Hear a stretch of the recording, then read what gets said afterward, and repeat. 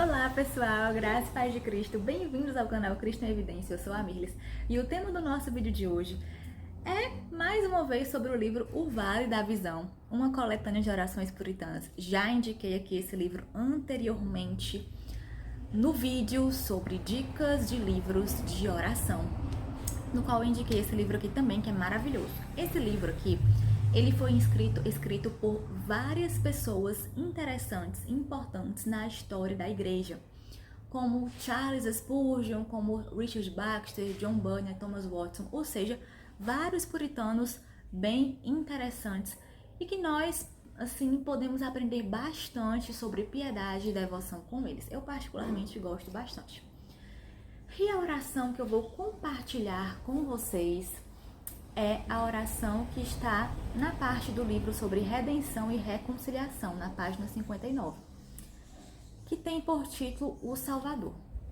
Vou ler aqui alguns trechinhos para vocês entenderem um pouquinho, né, e meditarem juntamente comigo aqui nesse livro especial e maravilhoso, que diz assim: Deus de toda a graça, deste-me um Salvador, produziste em mim a fé para viver por ele. Fazê-lo todo o meu desejo, toda a minha esperança, toda a minha glória. Que eu possa descansar nele como meu refúgio, construir sobre ele como meu fundamento, andar nele como meu caminho, segui-lo como meu guia, conformar-me a ele como meu exemplo, receber suas instruções como meu profeta, confiar em sua intercessão como meu sumo sacerdote, obedecê-lo como meu rei, nunca fazendo da maioria o meu modelo, nunca parando quanto tua palavra me convida a avançar. Que teu querido filho me preserve do mundo mau, de um modo que seus sorrisos nunca me seduzam, que eu sinta ser um estrangeiro e peregrino sobre a terra, declarando sem restrições que busco uma pátria, sendo cada vez mais claro que sou dela cidadão, sendo cada vez mais certa minha entrada nela, sendo cada vez mais abundante meu antegozo, e tudo que eu venha a fazer seja feito em nome do Salvador. Li para vocês aqui alguns trechinhos dessa oração maravilhosa, e algo que eu particularmente gosto bastante nesse livro, antes aqui de eu refletir com vocês na oração que eu li, nos trechinhos que eu li dessa oração, é que esse livro tem um formato maravilhoso de devocional. Eu amo devocionais, gente, eu gosto bastante de devocionais para que nós possamos meditar diariamente, né? É importante, assim, durante o dia, pela manhã, à noite, sempre nós lembrarmos da bondade do Senhor. E esses devocionais, eles nos fazem refletir exatamente sobre as coisas do Senhor, sobre a bondade do Senhor, sobre a misericórdia, a graça, nos fazem refletir bastante sobre a palavra de Deus. E eu considero isso muito importante para nós que somos cristãos. Então, algo que eu gosto bastante aqui desse livro é que ele é escrito em formato de poesia, né? Então, essa aqui foi a oração que eu li para vocês, alguns trechinhos, está marcadinho aqui com um post-it.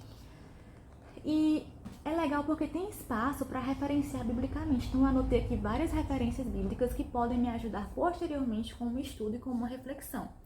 Vou mostrar aqui para vocês outra oração que eu também já li, já meditei e também anotei algumas referências bíblicas. Então é super interessante. Não sei se vocês conseguem ver, mas eu anotei aqui algumas referências interessantes para meditação posterior, para que quando eu faça a releitura eu relembre desses trechos marcados, escritos e referenciados, né? Então, eu considero bem interessante, olha só como é legal, um livro de orações escrito em forma de poesia.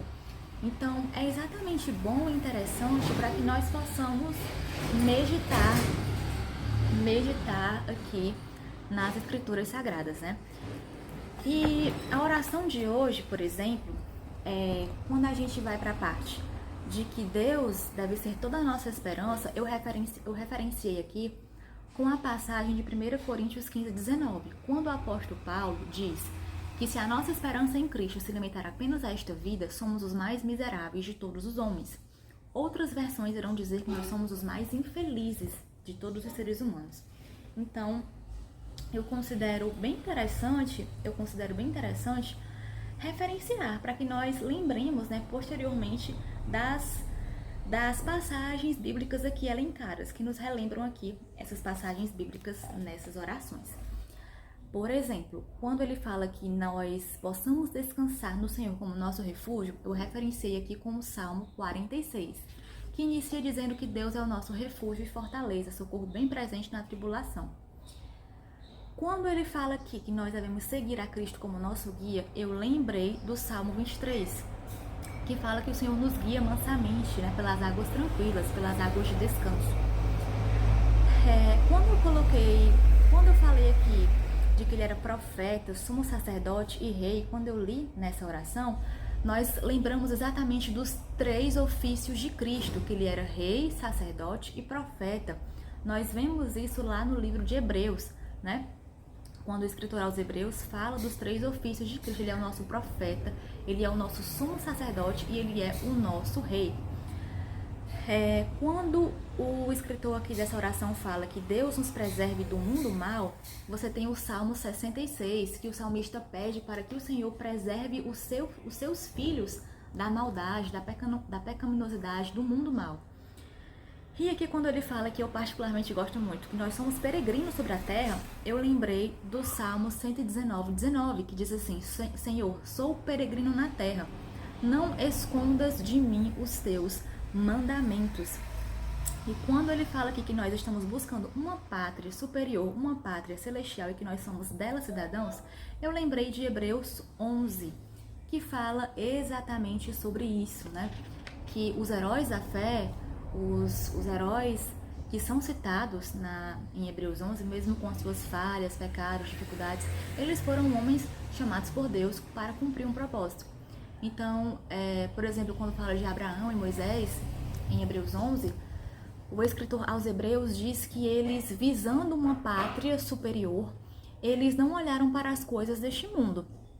Então, realmente, nós temos que observar isso, né? Como cidadãos dos céus, como cidadãos da pátria celestial, lembrar sempre que somos peregrinos na terra, que o Senhor é nosso refúgio, que Ele é nosso rei, nosso sacerdote, nosso profeta, que Ele é a nossa paz. Então, nós temos um Salvador meigo, um Salvador suave, um Salvador justo, um Salvador que aplacou a ira de Deus, um Salvador que nos escolheu e que nos ama de forma maravilhosa, né? Que nos elegeu antes da fundação do mundo. Então, gente, mais uma vez, super indico aqui esse livro. Se você ainda não é inscrito no meu canal, se inscreva, curta, comente, compartilhe e faça a palavra de Deus chegar em vários lugares para a glória do Senhor.